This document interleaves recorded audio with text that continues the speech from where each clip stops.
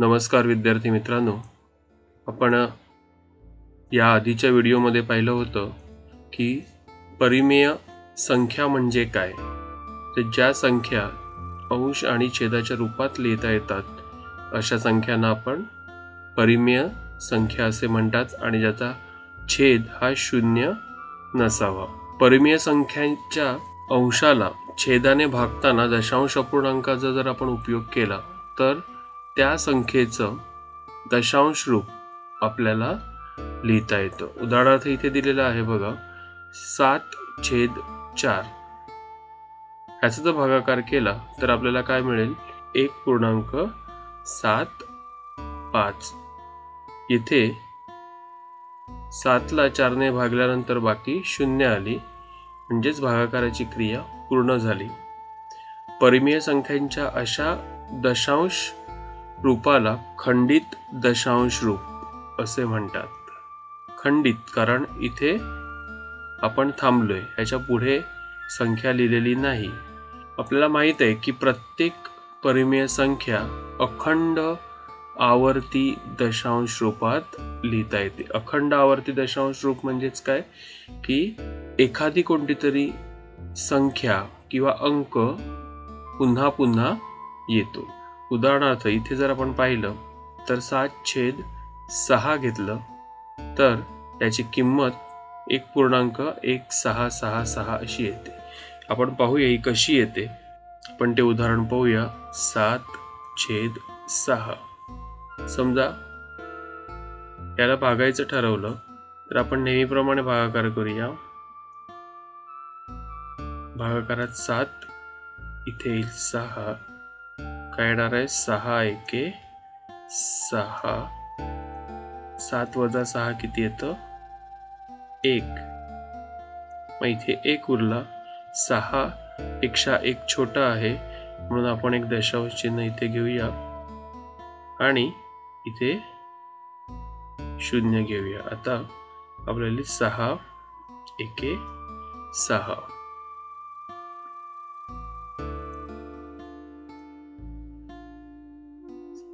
आता 10 वजा 6 किती उत्तर येतं, 4. मग पुन्हा आपण एक 0 घेऊया. 6 चौक 24, 6 पंचे 30, 6 36. 6 किती येतं, 36. पुन्हा 4 आलं. पुन्हा 0 घेऊया. 6 36. ते 36 घेतले तर बाकी येईल 4. म्हणजे ही 4 बाकी येतच राहणार आहे आणि त्यामुळे आपल्याला इथे उत्तर येणार आहे 1.166 आणि हे 6 सतत येतच राहणार आहे. त्यामुळे आपण हे असंही लिहू शकतो, 1.166 ... किंवा ह्यालाच आपण असे लिहू शकतो 1.16 आणि 6 आवर्ती आहे म्हणून त्याच्यावर आपण आवर्ती चिन्ह लिहिलेलं आहे. म्हणजेच अशा प्रकारे कोणतीही परिमेय संख्या आवर्ती दशांश अपूर्णांकामध्ये लिहिता येते, अखंड आवर्ती दशांश अपूर्णांक. आता समजा एखादी संख्या अशी आहे जी आता आपल्याला मागे मिळाली होती 1.75. तर ही खंडित आहे, पण या खंडितलाही आपण आवर्ती दशांश अपूर्णांकामध्ये रूपांतरित करू शकतो. कसं करू शकतो तर 1.75 आणि इथे आता आवर्ती काय झाला, 0. अशा प्रकारे आपण कोणतीही संख्या अखंडित आवर्ती दशांश अपूर्णांकामध्ये लिहू शकतो. म्हणजे इथे तुम्हाला दिसेल की 6 हे आवर्ती आहे. त्यानंतर 5/6 घेतलं तर 0.833 हे 3 ही संख्या आवर्ती आहे म्हणून इथे आपण आवर्ती चिन्ह घेतलेलं आहे.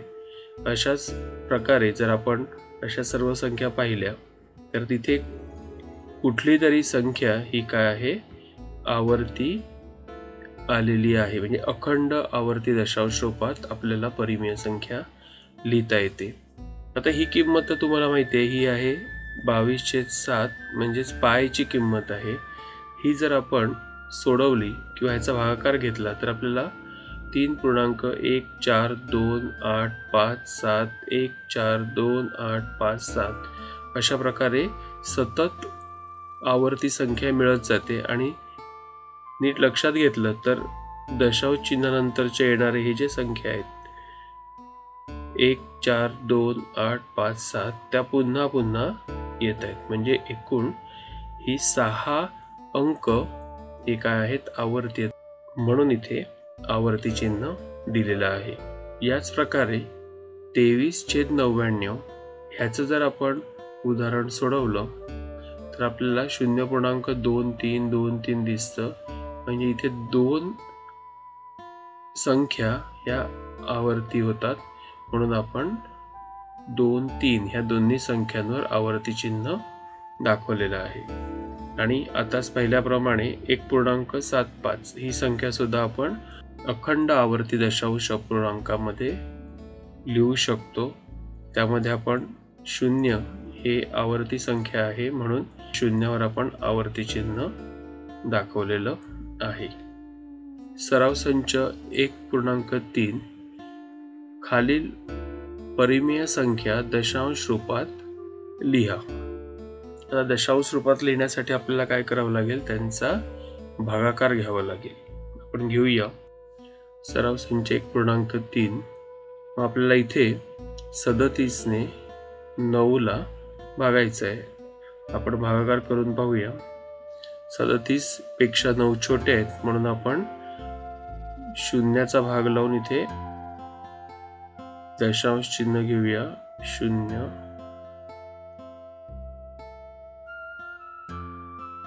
म्हणजेच इथे 9 आहे तसंच येणार. दशांश चिन्ह लिहिल्यामुळे इथे आपण 0 घेऊ शकतो. आता 37 ने 90 ला भागायचं आहे. मग 37 ने 90 ला भागताना आपल्याला कितीचा भाग लागेल आहे, कितीचा भाग लागणार आहे, 2चा. 37 दुणे किती येणार, 7 दुणे 14 चे 4. आजचा आला 1, 3 दुणे 6 आणि 1 7 74.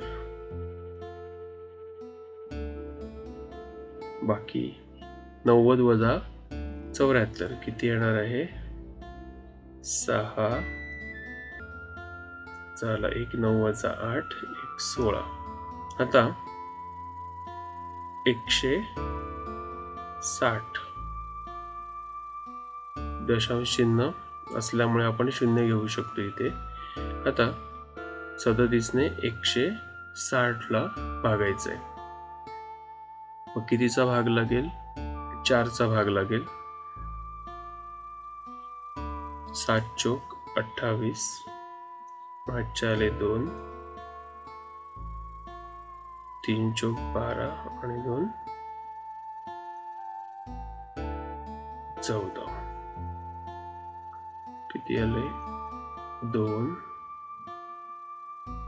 6तून 5 गेलेले 1, नाही दशांश चिन्ह राहील. 3चा भाग लागेल.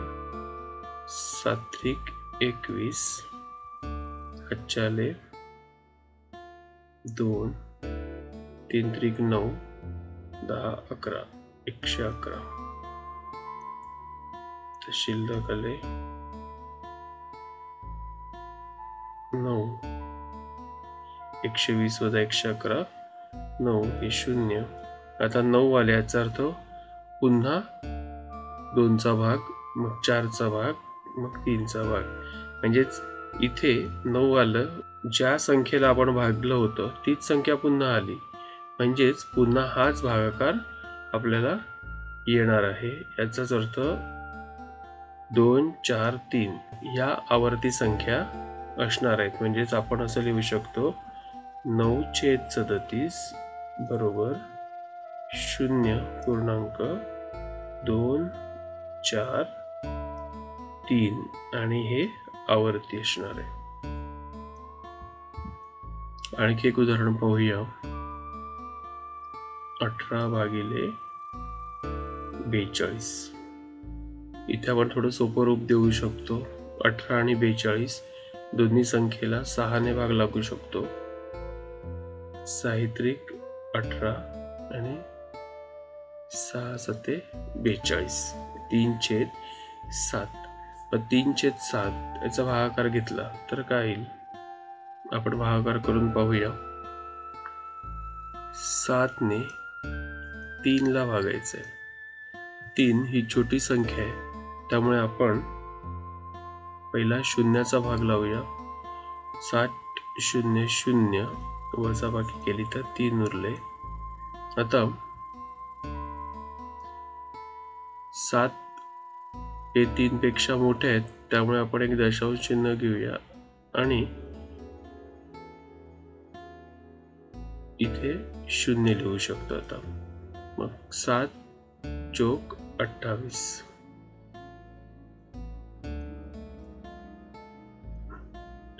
बरोबर, म्हणजे शिल्लक राहिले 2.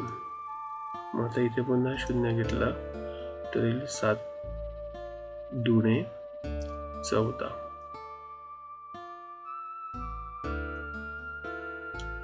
आता किती राहिले? 6.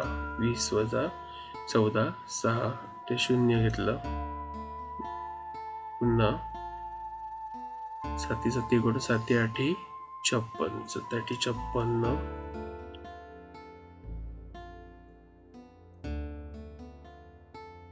60 + 56 4 उत्तर येईल.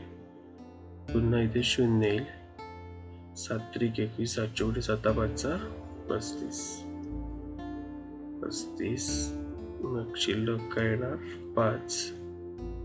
पुन्हा 0. 7 × 7 = 49. 49 आणि शिल्लक 1 आला ते 0. पुन्हा 7 1 7 उरले 3. जिथे आपण सुरू केलं होतं तीच पुन्हा संख्या आलेली आहे. म्हणजे याचा अर्थ ह्याच्या पुढच्या सगळ्या संख्या पुन्हा इथे आपण लिहिलं 0 तर 7 + 28 आणि याच सर्व संख्या पुन्हा येतील. 1 झाल्यानंतर पुन्हा 4 येणार. म्हणजेच आपण 3/7 ही संख्या आवर्ती दशांश रूपात कशी लिहू शकतो? तर 0.4 2 8 5 7 1 आणि हे सर्व आवर्ती संख्या आहेत. याच पद्धतीने पुढची 3ही उदाहरणे तुम्ही सोडवायची आहेत. आता पुढचा भाग आहे अपरिमेय संख्या. परिमेय संख्या व्यतिरिक्त अशा अनेक संख्या आहेत की ज्या संख्या रेषेवर दाखवल्या जातात पण त्या परिमेय नसतात आणि त्या संख्यांना म्हणतात अपरिमेय संख्या. या संख्या अखंड अनावर्ती संख्या असतात. अखंड अनावर्ती म्हणजेच कोणतीही संख्या हे जर आपण सोडवलं, वर्गमुळात 2 ची किंमत जर काढायची ठरवली तर आपल्याला असंख्य दशांश अपूर्णांकानंतर असंख्य संख्या दिसतात आणि त्या संख्या कधीही त्यांची पुनरावृत्ती होत नाहीत, म्हणजे आवर्ती नसतात. म्हणजेच अखंड अनावर्ती दशांश रूपामध्ये या संख्या मिळतात आणि म्हणूनच ह्या संख्यांना अपरिमेय संख्या असं म्हणतात. अपरिमेय संख्या ह्या p/q या स्वरूपामध्ये लिहिता येत नाहीत आणि आपण पाहिलेलं आहे की ज्या p/q स्वरूपात लिहिता येतात त्यांना परिमेय म्हणतात आणि ज्या तशा प्रकारे लिहिता येत नाहीत किंवा थोडक्यात ज्यांची किंमत अखंड अनावर्ती असते, म्हणजे एखादी समजा संख्या घेतली की जी संख्या आहे 7.1314167834214 म्हणजे इथे तुमच्या लक्षात येईल की इथे एकही संख्या पुन्हा पुन्हा आलेली नाहीत. म्हणजे 2 आलेले आहेत पण त्या कमी जास्त अंतराने आलेले आहेत. समान अंतराने आलेल्या नाहीत. जसे आपण आधीच्या उदाहरणांमध्ये पाहिले की ठराविक संख्या पुन्हा पुन्हा येतात, तर तशा प्रकारे दिसत नाहीत. सतत वेगवेगळ्या संख्या येतात आणि अशा प्रकारची जी संख्या आहे यांना म्हणतात अखंड अनावर्ती. अखंड अनावर्ती आणि अखंड अनावर्ती किंवा अखंडित अनावर्ती संख्या. आणि याच संख्यांना काय म्हटलं जातं की अपरिमेय संख्या. तर अपरिमेय संख्या आपल्याला संख्या रेषेवर दाखवायच्या असतील तर आपल्याला एक विशिष्ट पद्धत लक्षात घ्यावी लागते. इतकं लक्षात घ्यायचं की ज्या संख्या वर्गमुळात लिहिल्या जातात, वर्गमुळात 2, वर्गमुळात 3, की ज्या पूर्ण वर्ग नाहीत, वर्गमुळात 5, वर्गमुळात 7, वर्गमुळात 8, वर्गमुळात 10, तर इथे वर्गमुळात 9 येऊ शकत नाही कारण वर्गमुळात 9, किंवा इथे वर्गमुळात 4 येऊ शकत नाही, तर ह्यांची किंमत किती आहे 2, याची किंमत किती आहे 3. म्हणजे ह्या पूर्ण वर्ग आहेत. पूर्ण वर्ग नसणाऱ्या म्हणजे अशा प्रकारच्या नसणाऱ्या ज्या इतर संख्या आहेत की वर्गमुळात 2, वर्गमुळात 3, वर्गमुळात 5, वर्गमुळात 7, वर्गमुळात 8, वर्गमुळात 10, वर्गमुळात 11, ह्या सर्व संख्या अपरिमेय संख्या आहेत. अशा असंख्य संख्या लिहिता येतील. पण आता या जर संख्या आपल्याला अंश आणि छेदाच्या स्वरूपात लिहिता येत नसतील तर त्या संख्या रेषेवर कशा दाखवायच्या, तर त्यासाठी एक छोटी अगदी सोपी पद्धत आहे, ती आपण पाहूया. संख्या रेषेवर कशा पद्धतीने यापैकी कोणतीही परिमेय संख्या आली तर ती कशी दाखवायची. आता ह्या मी लिहिलेल्या संख्या आहेत ह्या सर्व धन संख्या आहेत, म्हणून ह्या सर्व संख्या कुठे येणार, शून्याच्या उजवीकडे.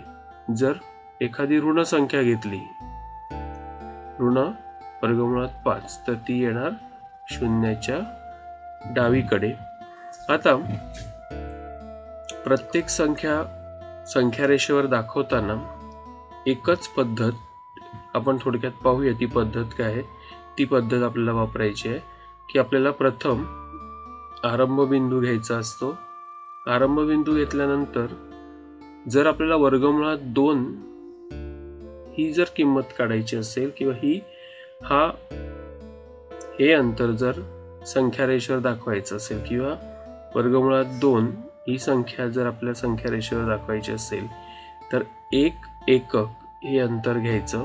हे अंतर आपण किती घेऊ शकतो, 1 सेंटीमीटर, 2 सेंटीमीटर, 1 एकक अंतर घ्यायचं. याच अंतराएवढं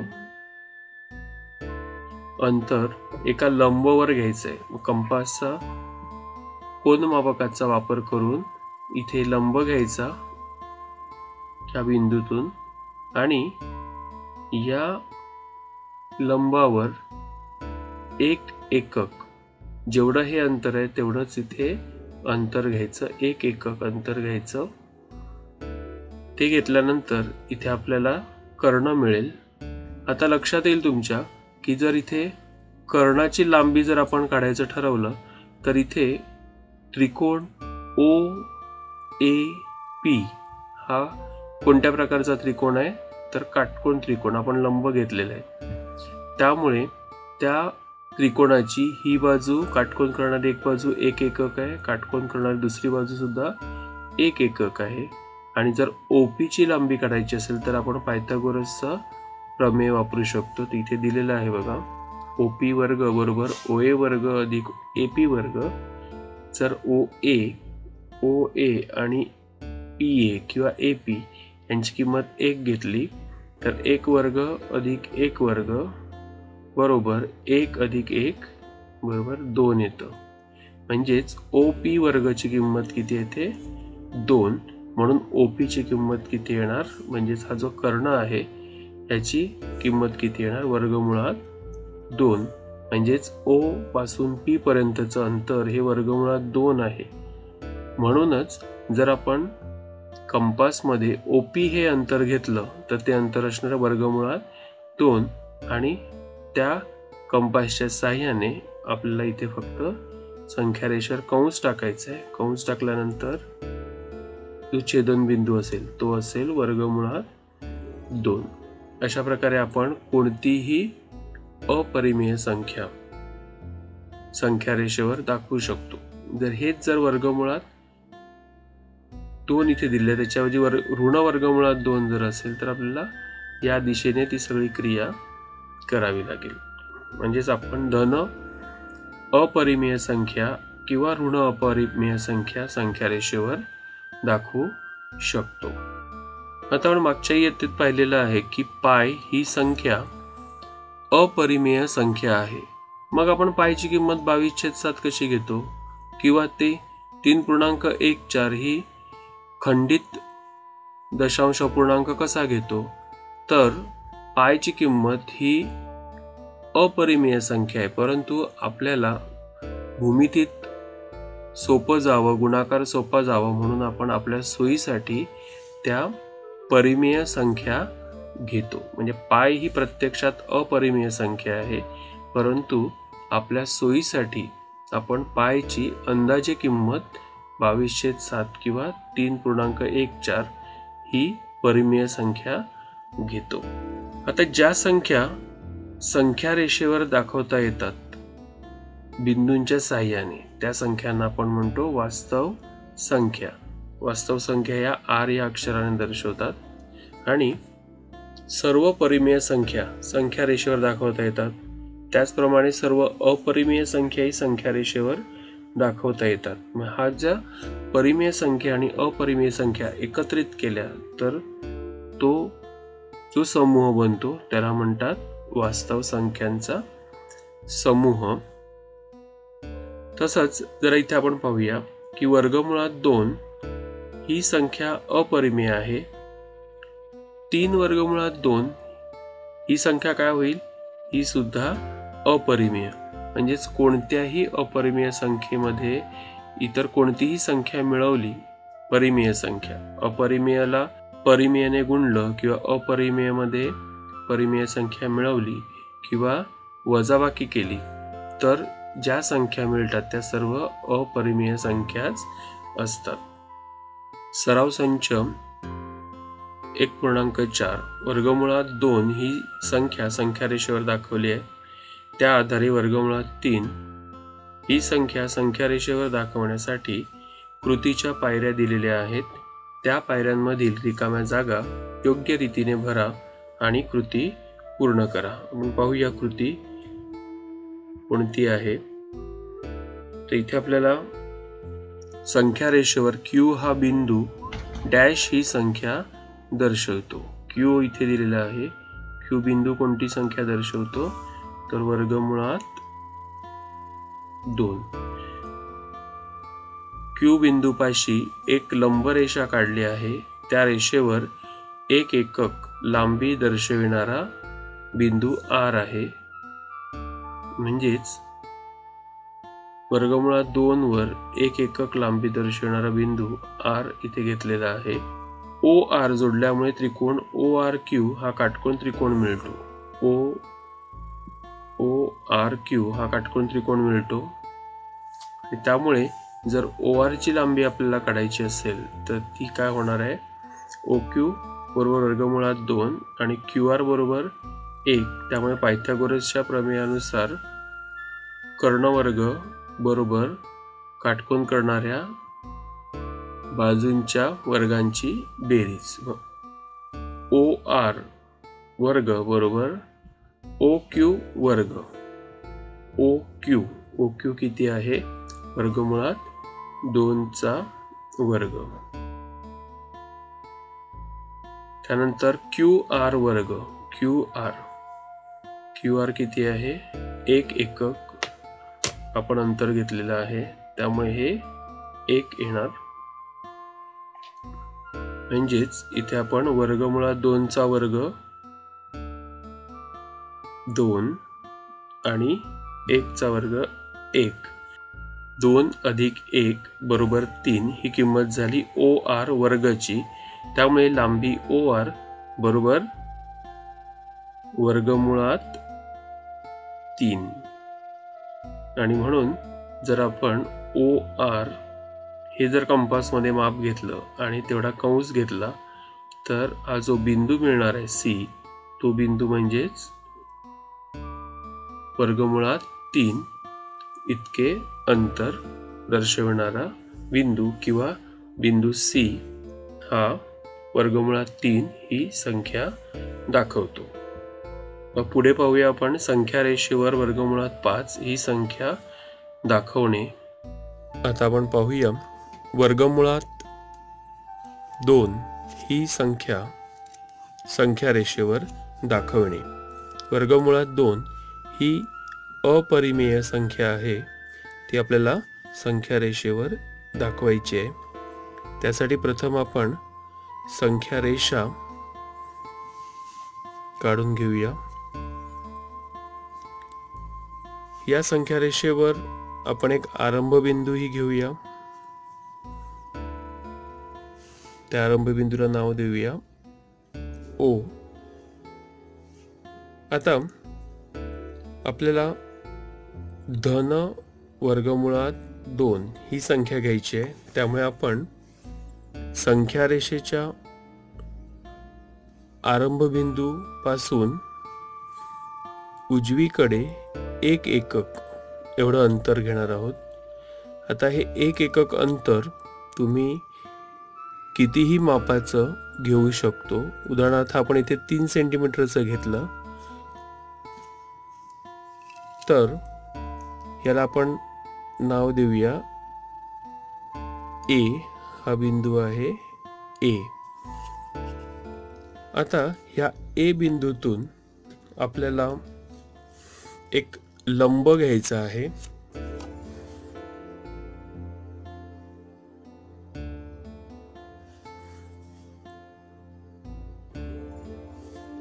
आणि तो लंब अशा प्रकारे इथे काढून घ्यायचा. म्हणजेच हे माप असेल 90 अंश हा काटकोन असणार आहे.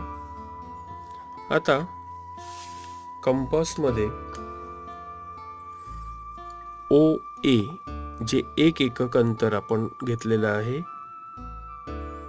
ते मोजायचं आणि तेवढ्या मापाचा कंस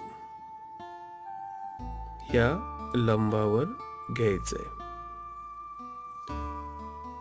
आता हा कंस घेतल्यानंतर जो छेदनबिंदू मिळेल त्या छेदनबिंदूला नाव देऊया B. म्हणजेच OA हे अंतर 1 एकक, AB हे अंतर 1 एकक आणि जर आपण OB हे अंतर पाहिलं, O आणि B हे अंतर पाहिलं तर असं लक्षात येईल की OAB ह्या काटकोन त्रिकोणाचा OB हा कर्ण आहे आणि कर्ण वर्ग बरोबर काटकोन करणाऱ्या बाजूंच्या वर्गांची बेरीज. आता आपण हे आधीच पाहिलेलं आहे, त्यामुळे हे शॉर्टकटमध्ये जर आपण लिहिलं तर 1 वर्ग अधिक 1 वर्ग म्हणजेच काटकोन करणाऱ्या 2 बाजू आहेत. ह्या बाजूच्या वर्गाची बेरीज 1 वर्ग, ह्या बाजूच्या वर्गाची बेरीज 1 वर्ग म्हणजेच 1 वर्ग अधिक 1 वर्ग 2. कर्ण वर्ग बरोबर 2 म्हणून कर्णाची किंमत किती येणार आहे? वर्गमुळात 2. म्हणजेच OB ही किंमत आहे वर्गमुळात 2. आता कंपास मध्ये OB हे अंतर घ्यायचं. म्हणजेच हे अंतर किती असणार आहे आता? वर्गमुळात 2. आणि ह्या OB अंतराचाच जर आपण इथे कंस घेतला जो आपल्या संख्या रेषेवर येईल तर संख्या रेषेला छेदणारा हा जो बिंदू आहे, समजा त्या बिंदूला आपण नाव देऊया C. हा बिंदू वर्गमुळात 2 ही संख्या दर्शवेल. लक्षात आलं कशा प्रकारे? तर ओ बी आणि ओ सी हे दोन्ही एकाच वर्तुळाच्या त्रिज्या आहेत. या दोन्ही काय आहेत? एकाच वर्तुळाच्या त्रिज्या आहेत. याचा अर्थ ओ बी जितकं अंतर आहे तितकंच अंतर ओ सी आहे. म्हणजेच सी हा बिंदू ओ बिंदूपासून म्हणजे आरंभ बिंदूपासून वर्गमुळात 2 इतक्या अंतरावर आहे. म्हणजेच सी बिंदू वर्गमुळात 2 ही संख्या दर्शवतो. म्हणजेच आपण सांगू शकतो की संख्या रेषेवर वर्गमुळात 2 ही संख्या या ठिकाणी येईल. वर्गमुळात 5 ही संख्या रेषेवर दाखवणे, यासाठी सुद्धा हीच पद्धत आहे. संख्या रेषा घेऊन एक आरंभ बिंदू घेऊया.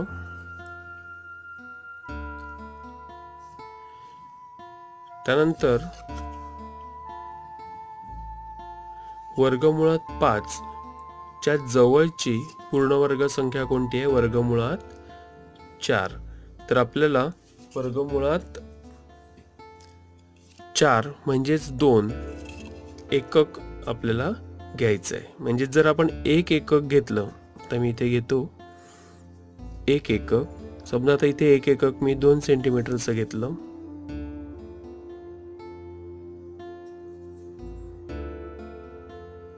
तर 2 एकक होणार 4 सेंटीमीटर.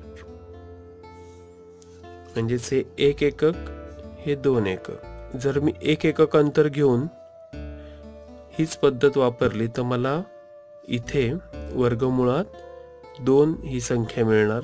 मला वर्गमुळात 5 घ्यायचं आहे. वर्गमुळात 5 च्या जवळची पूर्णवर्ग संख्या कोणती आहे? तर वर्गमुळात 4. पण वर्गमुळात 4 म्हणजेच काय? 2. म्हणजेच मला 2 वर लंब घ्यावा लागेल, हे लक्षात घ्यायचं.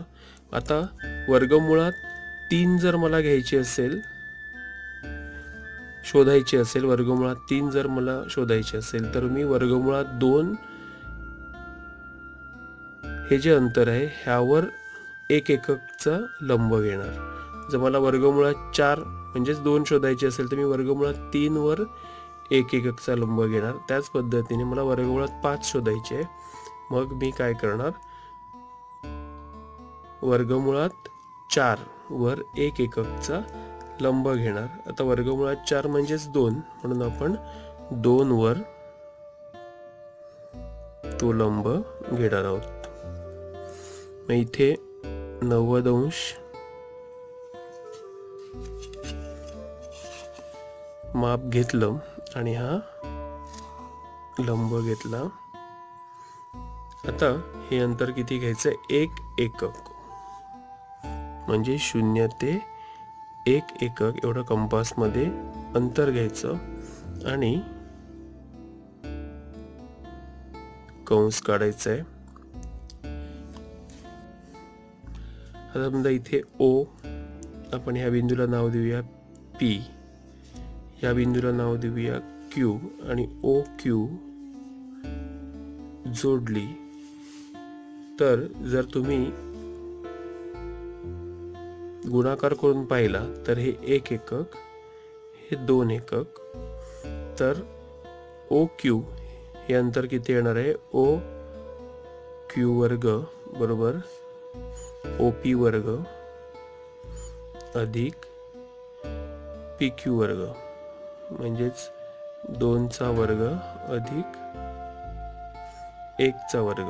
2 चा वर्ग म्हणजे 4 अधिक 1 म्हणजेच 5 हे आलं OQ वर्ग. म्हणून OQ बरोबर वर्गमुळात 5. याचाच अर्थ OQ हे अंतर किती असणार आहे? वर्गमुळात 5. आणि याच मापाचं जर आपण कंस घेतला आपल्या संख्या रेषेवर